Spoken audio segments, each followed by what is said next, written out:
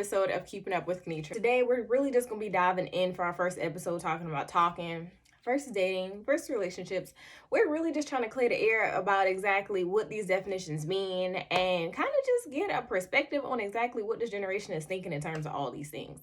So this is part one. So according to my poll, about 69% of y'all told me that talking exclusively was not a thing when you're just talking. Now, I'm just gonna put this out there. Some females do really feel like if you're talking and y'all have been talking for a couple weeks, that y'all should be exclusive. It shouldn't be no ifs, ands, or buts about what y'all are doing. Now, since this is Keeping Up with Kenetra, we're just gonna say exactly what I think, and then y'all feel free to tell me how y'all think after this. But for me, I'm like, if we're talking, that's great. However, y'all guys know that y'all don't be consistent. Y'all can waste people's time for about 2 weeks, and the next thing you know, it's just like, oh, I'm not sure if I'm into this, or they start texting back a little differently.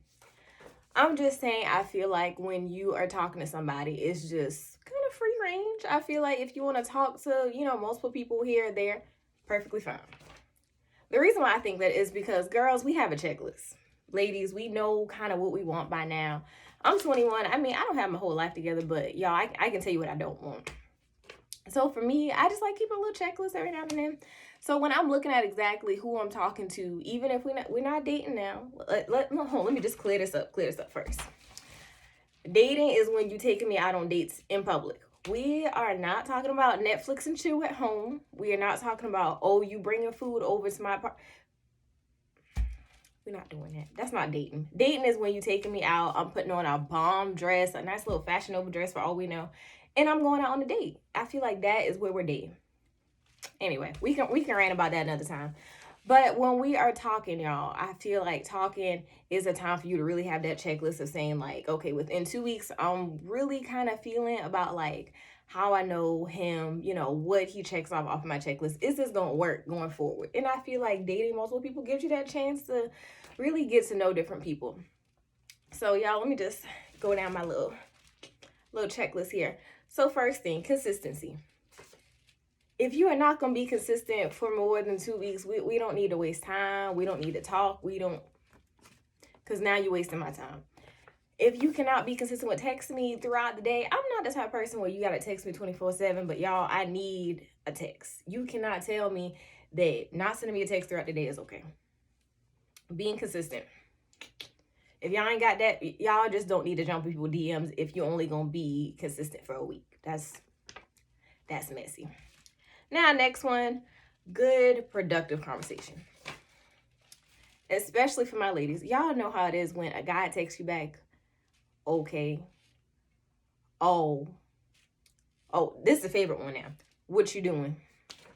If you just asked me that 10 minutes ago, I'm probably doing the same thing that I was just doing 10 minutes ago. Please don't be asking me that over and over again. That is a conversation killer, guys. Please don't continue using that. At least ask, like maybe how's your day going? Ask about what they told you. Just get a little deeper than just what you're doing. Maturity level and potential. I feel like within 2 weeks, if a person kind of is going in the same direction as you, if this person is like, oh, I got different goals, I got dreams, things that you want to do. Because right now we're in our 20s, some people, 30s. You pretty much know where you're going in the future. And if somebody's maturity level and potential of what they want to do with life isn't matching up, I might need to head out on that one, honestly. Because at this point, you know where you're going at in life. And if somebody else isn't going there with you, we're just gonna put that as X right now. Anyway, so next we're really just gonna talk about how do you know when you're out that talking stage. It's that time when you just kind of be like, I think we might be getting there. He comes over every now and then. We talk all the time. But how do you really know if you're out of that talking stage? How do you know when you're actually starting to date, you're becoming more serious? Maybe he's not talking to all the girls he was talking to before. Maybe you've cut down your choice, your selections.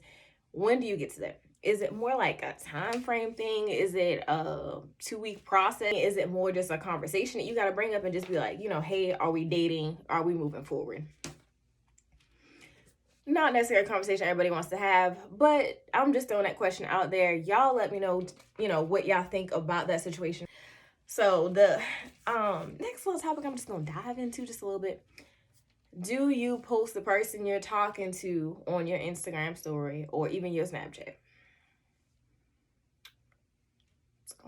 Just gonna give that a minute. My truth is I ain't posting you. I'm not putting your face all on my business. No, I don't need everybody in Clemson, Charleston, wherever I am to be knowing my business about what I'm doing. I think the reason why I'm more conservative about exactly who I'm posting is that a lot of people want to interpret how, the things that you post, how they want to. You post them with a kissy face, oh, ooh, ooh, boyfriend and girlfriend. Now you got a whole label, and now you got to have a deeper conversation what you've been planning on in the first place. We ain't trying to do that. You're posting people. Next thing you know, I hate to say it, but y'all know how it is. Y'all get that message. I'm coming to you, woman to woman. Now that got you in a whole nother situation that you ain't even intended on, and now you have somebody telling you some information that you were just like, well, I thought we were just talking, and now you got new information from somebody who's trying to look inside of your business.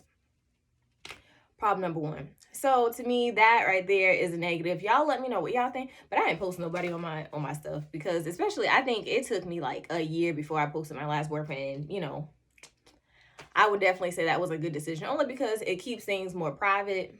Not all your business being out there. So up to y'all. Now the last thing I want to get into is what are your expectations for a first date? When you're going on a first date, I'm just gonna throw this out there. Do you expect the guy to come and pick you up for your first date? Very, old style, old fashioned. Is he coming to pick you up on your date? Or do you drive your own car? Now, I know nowadays, you would love to say, oh, he's picking me up in his little BMW. Oh, he got a nice car, so I'm going to hop in that. Yep, I know some of y'all like a Camaro, too. Y'all love hopping in them Camaros. But anyway, y'all love hopping into a car. But nowadays, I feel like women are more open to saying, I'll drive my own car. Reason why I would drive my own car, if stuff start going left, or if I got to, dash from that date, I got to have my own vehicle. My Honda Civic will be waiting on me outside, and I don't have time for it.